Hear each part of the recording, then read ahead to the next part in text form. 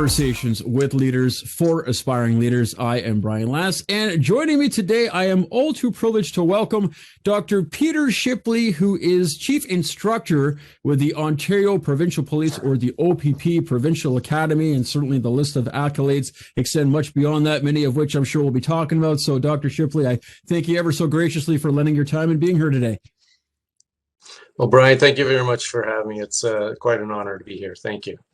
Well, I appreciate that. Thank you so kindly for the nice words, nice gesture there.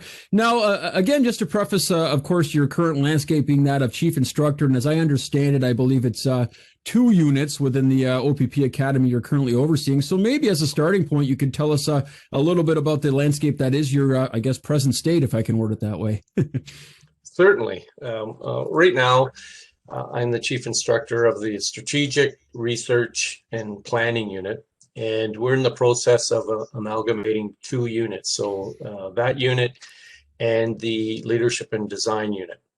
So it's going to be combined, and the announcement will be in a couple of weeks formally. So we're jumping the gun. Hopefully I don't make any of our management team mad by announcing it now. But it is happening. We're going to combine the 2 units. The leadership part is going to what's called the new OPRL unit in the OPP, and that's the Office of Professionalism, Respect, Inclusion, and Leadership as well. So the unit's going to be called Strategic Research, Planning, and Curriculum Design. So we're combining the 2 units to look at a strategic approach to training education in the Academy and the OPP, and the design component too, which involves some outstanding individuals in our units. Really exciting opportunity for sure. Excellent. And I guess it's by no happenstance or coincidence that we're here talking about leadership, and here we have a Chief Instructor of, for lack of a better description, leadership unit, and certainly a lot of facets, hopefully, to be able to be taken and lent from you in that regard. Now, certainly you've had, as I sort of prefaced earlier, absolutely a longstanding, fantastic career to be celebrated to date, including obviously a doctor before your name. I would imagine, obviously, receiving your PhD, I believe it is, or a doctor in education. I think it might have been. I know you have admittedly a long-standing list of academic achievements. I'm trying to keep track at the top of my head here, but I tell you what, I mean, as far as the as I normally word it, succession of events that starting from day one, as far as your professional endeavors to where you are right now, maybe you can sort of walk us through that, and even to that effect, if each step was sort of a meticulous, cognizant step leading again to where you are right now. Well, let's there's been lots of changes over the years, and probably the first step was probably in grade 10.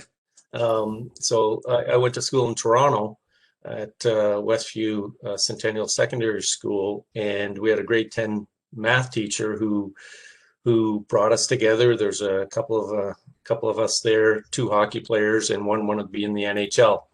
And and so Mr. Leong said to him, if you don't make the NHL, what are you going to do? And so I was sitting there thinking, yeah, what am I going to do if I don't make the NHL? And basically his message was, do your best. Do your best at whatever it is. And I've had opportunities within the organization, within the OPP, to do a lot of great things. And I think the very first thing that really pointed to the challenge that you're going to have as a leader is when I first started with the OPP. I started as a fitness coordinator, and so I was yelling at the recruits and getting them up and ready physically and mentally ready for going on the road. And I wanted to look at wellness, so I went to our in-service training unit, and I wanted to do a survey. So I'm brand new to the organization, and I'm going to all these crusty old guys generally, and saying, can you do the survey for me? I'm pretty much, I'm new. I came from corrections. I worked in corrections for 4 years, and then I come to the OPP and say, can you do the survey for me? And so one of the oldest guys there, and one of the crustiest, who ended up being one of my closest colleagues, he stood up in front of everybody and he said, something to the effect, and I'll modify it a little bit. He said, every time we get something from general headquarters, from weenies like you, we never hear anything back. We never hear anything back from you. And so I was standing there, I'm brand new, and I'm all excited about this new job as a fitness guy. and I looked at him, and it just came to me. And I never met this guy before. I never met any of these instructors before.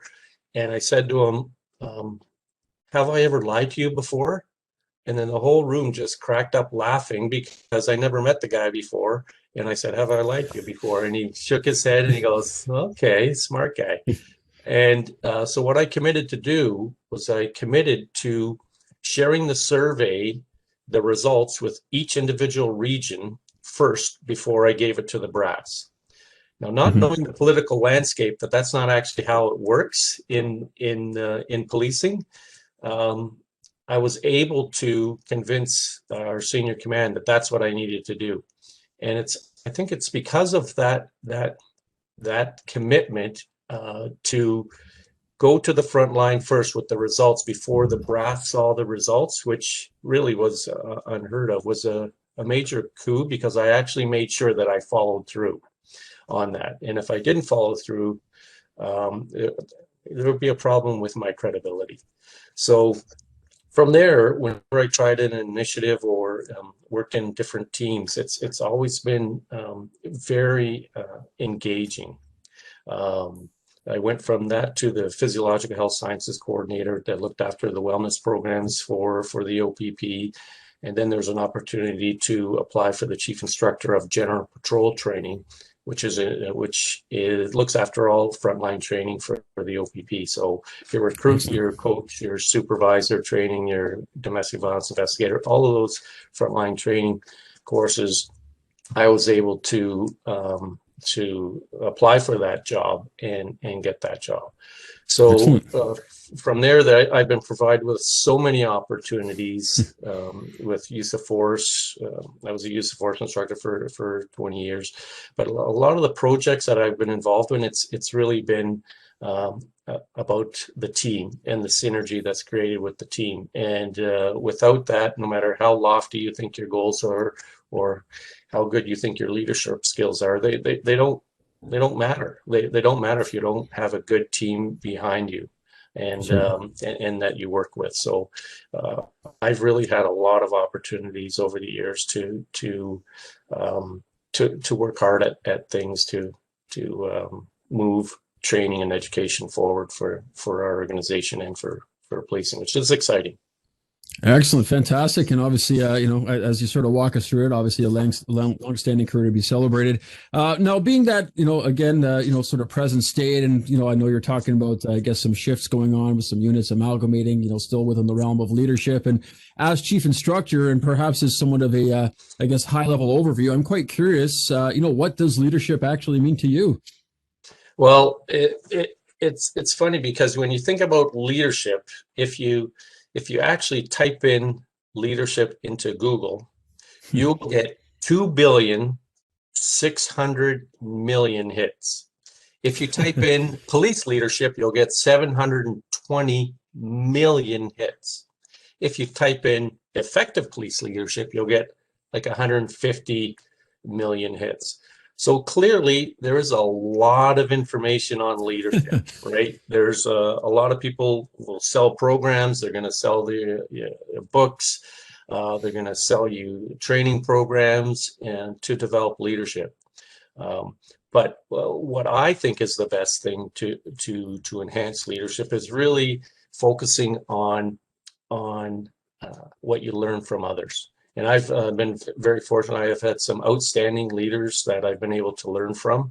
And there's been some managers who you learn a lot from too that may not be effectively as a leader. So clearly leadership is about people. That's the essence of it, right? It's about people. And it's about how do you, in your position, actually provide support to individuals that to help them reach their potential. And not every leader is willing to do that. because quite frankly, sometimes that means you supporting somebody in a way that they're going to bypass you and in a rank, and Sure. that's the reality. If you are an effective leader, that's what you want to do. If you care about the organization, you want to have these individuals. You don't want to sabotage them, which we've seen many times where individuals are sabotaged because of what? Because of an individual's ego. So, helping people reach their potential, that's what leadership is. And part of that is being a risk taker.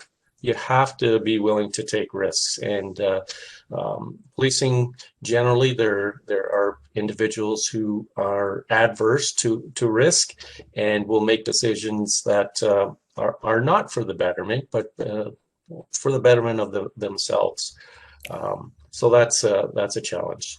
And another aspect is within those relationships, you want to try to create a team synergy, right? And how do you go about doing that? There's lots of ways, and lots of 2 billion hits on leadership Of course. on how to do that, right? But how to do it effectively is the challenge, right? No, of course. And it's actually, sorry to interject, it's actually interesting you talk about learning from the good and the bad. So of course, we were talking off camera, of course, Chris Lewis, former commissioner of OPP, and I believe how he worded it was a perfectly good bad example, I think is how he put it. And even, and before we get too ahead, it's interesting that you talk about the idea of, and certainly we'll get into as part of our conversation about leadership being about creating other leaders, and this idea of, if you played an active contribution or role in someone, I guess, getting ahead from you, rising in their career. I mean, that's something to be celebrated. And it's funny that you mentioned that as well. I saw, I guess this meme is what we're calling it. And it said something to the effect of, I think it said, my growth only frightens those whose sense of security depends on my stagnation, or something to that effect. And Exactly. it really resonated with me, because it's just it's an unfortunate mindset, but to your point, it's certainly a reality. So and again, I'm sure we'll inevitably get into the idea about leadership plausibly. Part of it is, again, to create other leaders, but to that effect, I thought certainly those are two interesting points to, I guess, preface that you mentioned anyways, but yeah, absolutely. Absolutely. Now, I guess well, I shouldn't say I guess. I know definitively I'm certainly excited to explore more of the academic side with you, being that here we have a chief instructor from, a province-wide police service, an excellent police service to that effect as well. So certainly my next question, and again, not necessarily being directed solely to your organization, maybe speaking in a more broader landscape, but I'm curious what your view is as to whether or not you feel, and again, in a broad sense, that there is a lack of true leadership currently within our landscape. So in other words, are persons in perceivable leadership roles being more authoritarian, autocratic, or, are we sort of swaying away from that? And even with that being said, and maybe speaking again to the academic side of house, is there anything you feel that maybe we can start to do, almost flip on a dime, for these, again, perceived leaders to turn into actual, leaders that lead, in other words, to really embrace what leadership is? I'm kind of curious to get your viewpoint where we are present date.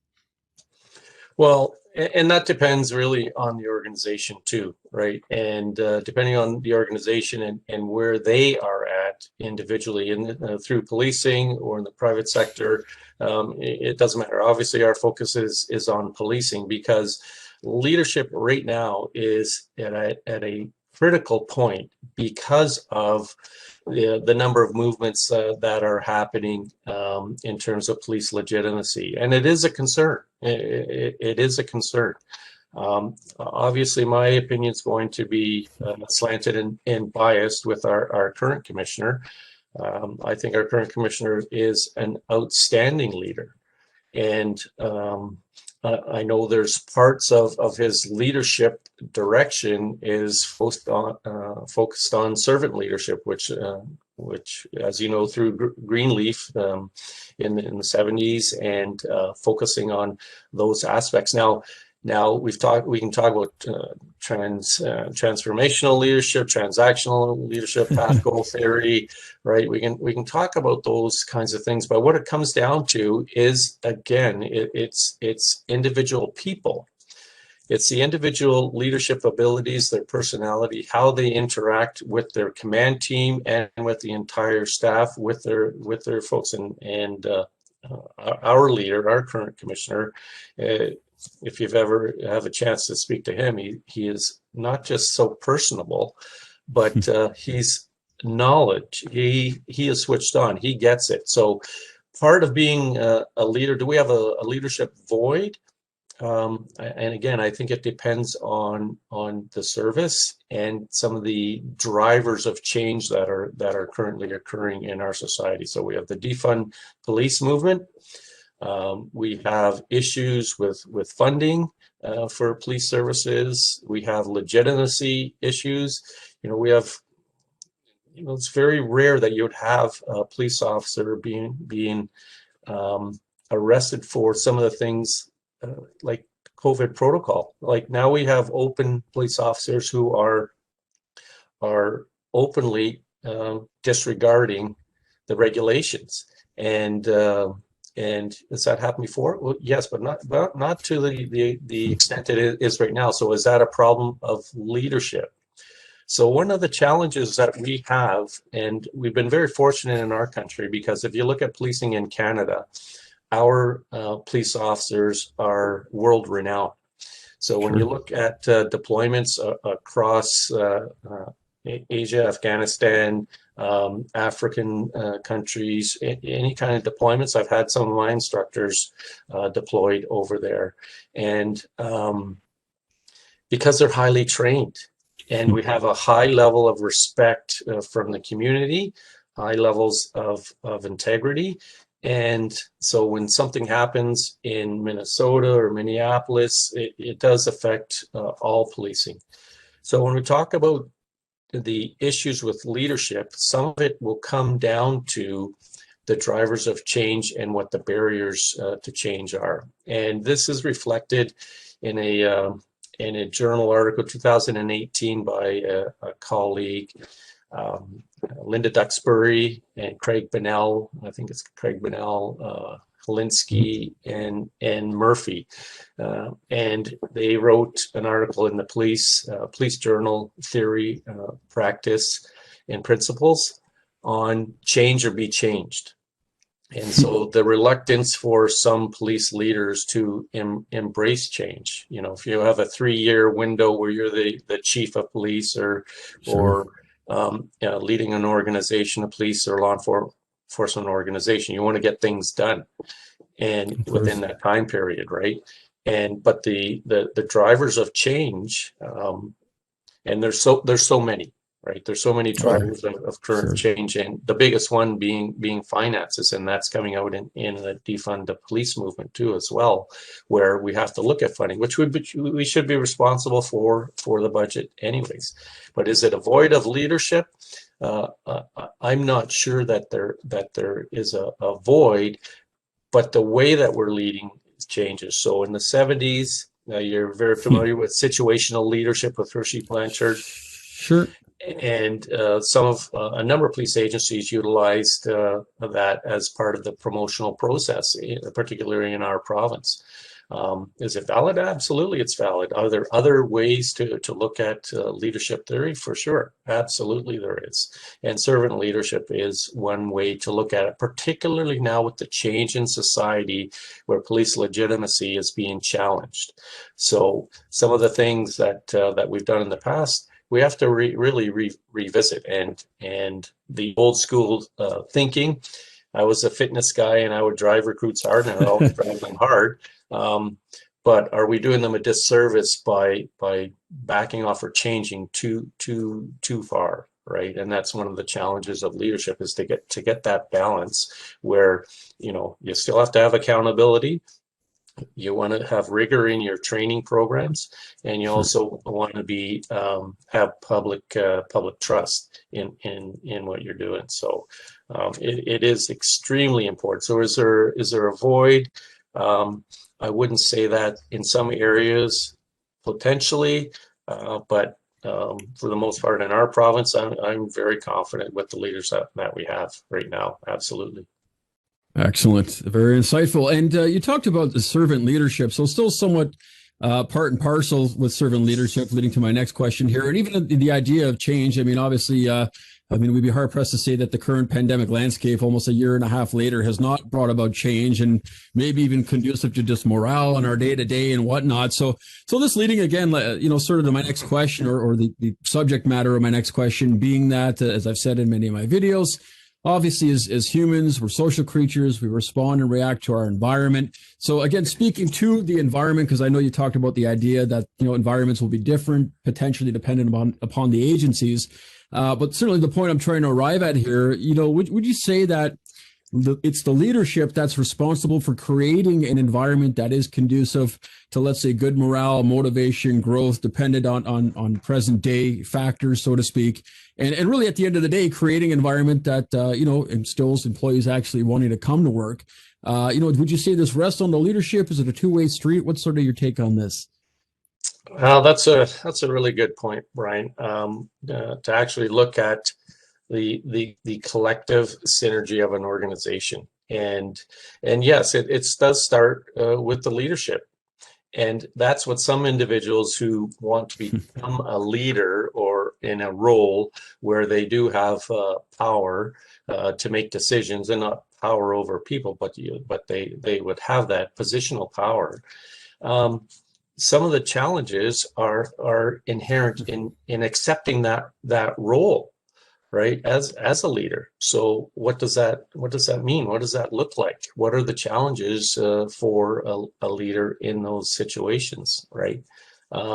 So if you look at servant leadership, the one of the first principles that Greenleaf talks about is listening.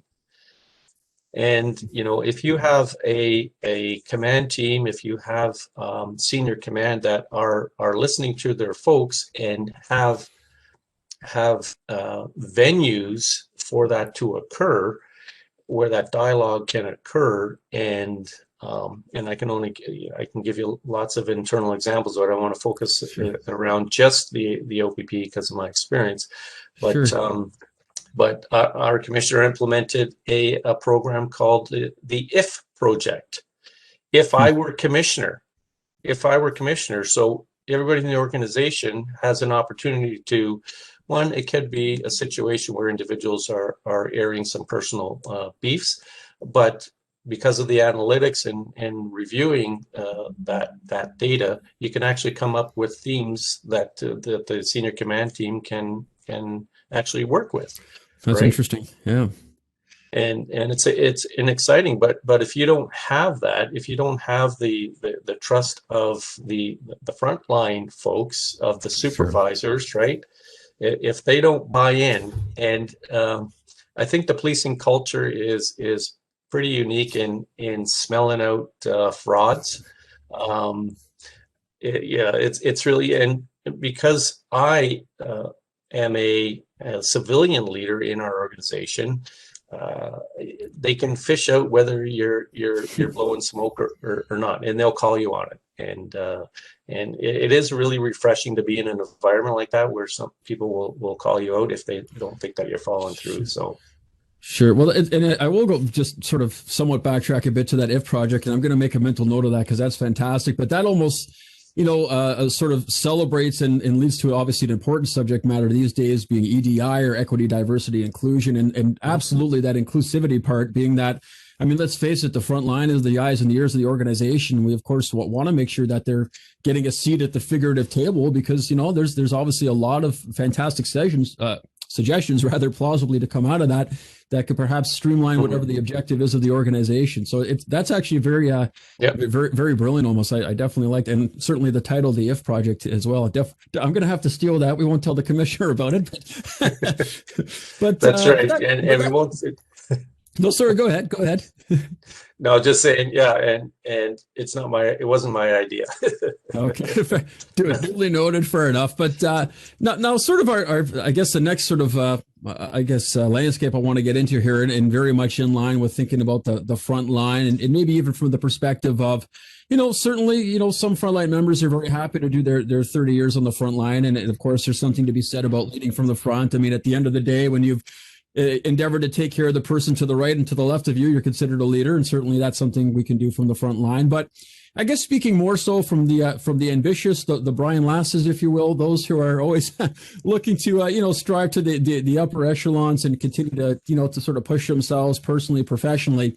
And speaking from a leadership lens here, and we sort of touched upon this, but I guess as more of a fulsome question, do you feel that leadership really is about, or a big part of it is about creating other leaders? And if so, I'm kind of curious if you see a threshold as to potentially how far ahead we should let an employee run ahead of the herd. If there's some kind of, I guess, strategy or method to the madness, if you will, is how to navigate this landscape. Because, there's certain people that are overtly ambitious, from day one. There's some people who maybe need a little assistance to, see the light at the end of the tunnel and realize, hey, I never thought of that. Now maybe I want to rise to the next rank. But as far as how to navigate this landscape, I'm curious what your take is on this. Well, that's a really good question, because the fact of the matter is, in our organization, we have, of 9,000, we have one commissioner, right? At the academy, we have now we have 2 chief instructors, and now we have one, because my role will change. My title will change from chief instructor to manager, and so the challenge is to understand human behavior, in the sense of, why are you doing something? Why are you going towards something? Why do you want a promotion? Is it for money? Is it for the prestige? Is it for that job? And I can tell you, for me, as the fitness guy initially, I had some judo background, and I ran a judo club out of the academy as well for law enforcement personnel. And then I ended up teaching defensive tactics in our program. And then I was asked by the deputy minister to review the correctional officers' self-defense program. So there's opportunities in there for individuals to expose some of your skill sets and step forward when opportunities come for you, right? Not to get anything out of it, because if you're looking for something to get something out of it, like a promotion, there are folks that have very strategic movements to get promoted. But for me, that leadership is that's nothing to do with leadership. Like, we have to put people in those management positions, but that just because you're in that position doesn't mean that you're a leader at all, right? Can you in that role motivate individuals? Can you help them reach their potential? And their potential may not be in a management or leadership role. Now, we all say that everyone is a leader, and I really believe that, but what does that mean? If you look at Yerkes Dodson's inverted U law, if you look at stress, arousal, and performance level, and we teach this to recruits throughout, in terms of thresholds for performance, whether you're under a lot of physical and cognitive stress, or if you are just working a regular job, whatever that is in the organization. The fact is, some produce more and better quality. That doesn't mean that they're a better person at all. It just means that as a leader, you have to recognize the different aspects. So to answer your question, is it about creating other leaders? Well, I would say yes and no. The leader, depending on how you're defining the leadership position. Is it a positional aspect of it, or are you developing somebody to their potential? And sometimes we don't even know what our own potential is. And I've been very fortunate. I've had people recognize some of my potential and give me opportunities that other people have never had. And I'm very cognizant of that. And to deal with your second point about the threshold, about them running ahead of the herd. So the unit that I'm overseeing, that's being combined right now, I have one of those real challenges as a leader, because I have people that are so outstanding, and not every manager or leader has that opportunity. Like, I have folks that are gung-ho, that produce things, that want to change things, improve police training and education every day. It's so exciting. So to your point, how do you hold them back, right? I would rather try to not hold them back, but steer them, right, to make sure that we're meeting those organizational goals and objectives, and our unit objectives too, clearly, and providing with the motivation to do more, right? And how do I do that? How do you do that? How does someone like Chris Lewis do that? Well, the way that Chris Lewis has done that in the past is one of Cousey's and Posner's 5 elements, right? You model the way. So he's actually come out to my fitness class when I was doing the fitness in the organization. He would come out and do the fitness classes and run with us. And he would tell us he hates running, but he would be out there, right? And creating that and leading from the front. And as you know, our current commissioner, he's in outstanding shape. Just an incredible athlete as well. So it's lead by example. The threshold, is there a threshold? I think you just have to be cognizant of what your individual unit goals are and organizational goals are, and looking at the individual's goals too as well. So the threshold it could be anywhere.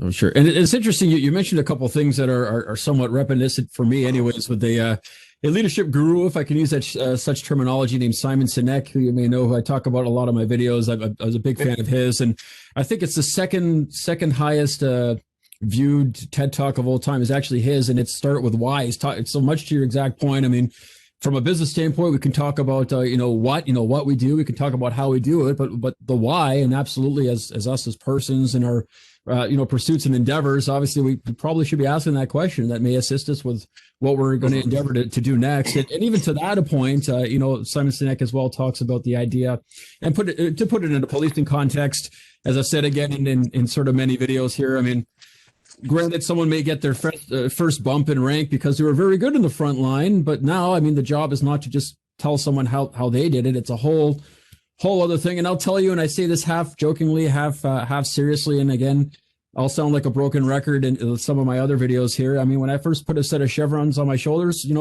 now I have the platform to tell everyone that parties to an offense under the POA is the same in the criminal code, and I'm going to be this groundbreaking with this earth-shattering. No, it's nothing about that. It's more taking care of your people. It's a whole different context. So much to your point, and talking about it, ensuring to obviously equip, I guess, what I can best describe persons in perceived leadership roles. They have to obviously be switched on about this. And I was lucky to learn this steadfast, fast and feverishly very quickly. So that's part of the motivation for even doing the such channel. And I would tell you as well, it's interesting you talk about model behavior. Thus far, everyone I've had the privilege to sit down with, it seems to be a very I guess resonating theme. Everyone talks about modeling behavior. So absolutely, very insightful to be taking that away, just to preface some of the things you talked about.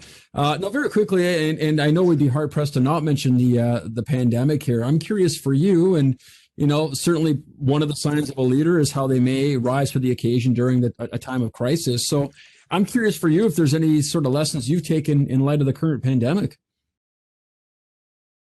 During this pandemic, and you've heard this over and over, that organizations have had to pivot and adapt. And we might be sick of hearing that, but that's the fact, right? A lot of police agencies in training, for instance, were not able to adapt to an online learning environment. Sure. Never mind all the COVID protocols that each agency had to implement in order to continue on their training. So the pandemic has really brought to the forefront not just the drivers of change for leaders, like the technology, like the financial aspects of training. It for me, what it's brought to the forefront is the quality of individuals that you have on your team, and it really comes to the forefront. And I think most of us would agree, for those that are working directly from home during the pandemic, sure, is that they're working more. They're actually working more. And it'd be interesting. I know there's some studies coming out now with the impacts of COVID on our mental health, for sure. Sure, sure. But there are others that are looking at productivity levels too. And when this is over, how do we readjust? So the leadership part of that is fascinating. And like I said from the beginning, I've been fascinated by how leaders can engage people with the passion. So if you have passion about something, and during this pandemic, the passion's still going to be there, right? To produce good quality products, despite all of the obstacles and the reasons that we can point to, where we would have an excuse to not do well, right? Because of the challenges of the pandemic. So I'm very excited about where we're going, and the pandemic has provided the opportunity for us to excel.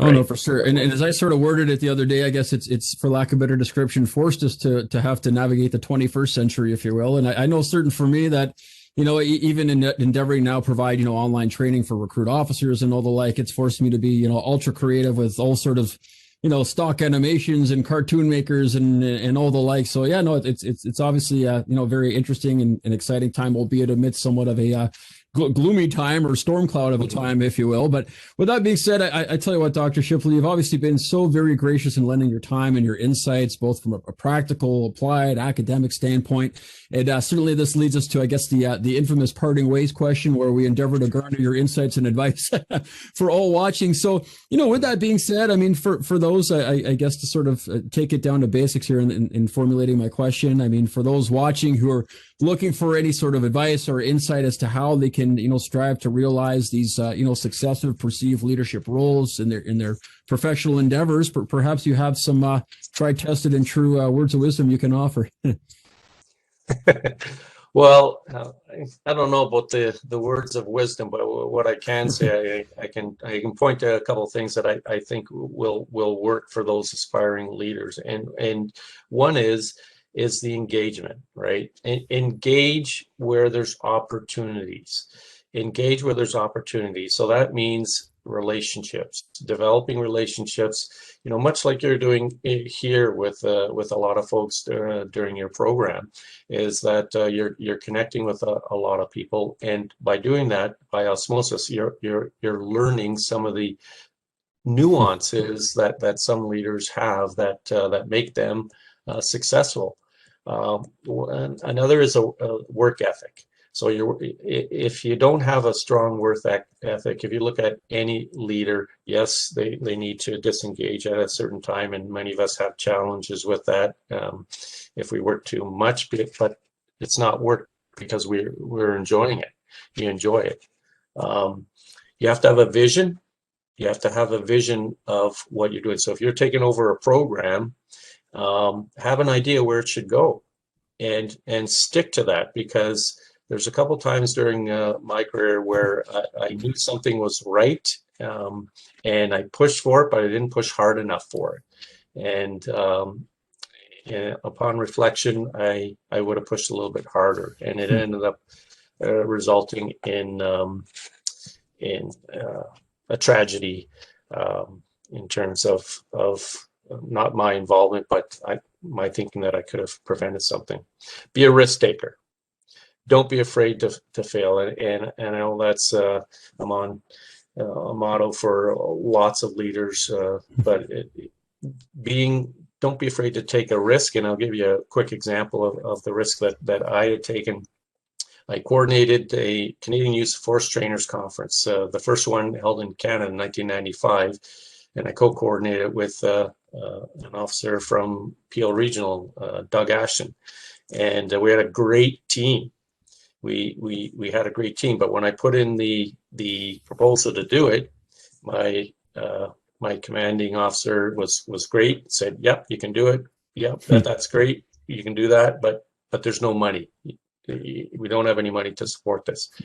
So collectively as a team, we could have said, well, it's not going to happen then, but we made it happen because we had a really strong synergistic team. So don't be afraid to take a risk. The other two other things is be self-reflective. And that's really hard for some folks that are aspiring leaders to really look at yourself in a very critical manner of how you can improve and get feedback. You know, a lot of agencies don't have 360 feedback, true 360, not on paper 360, like a true 360 where you get feedback. And I've had one.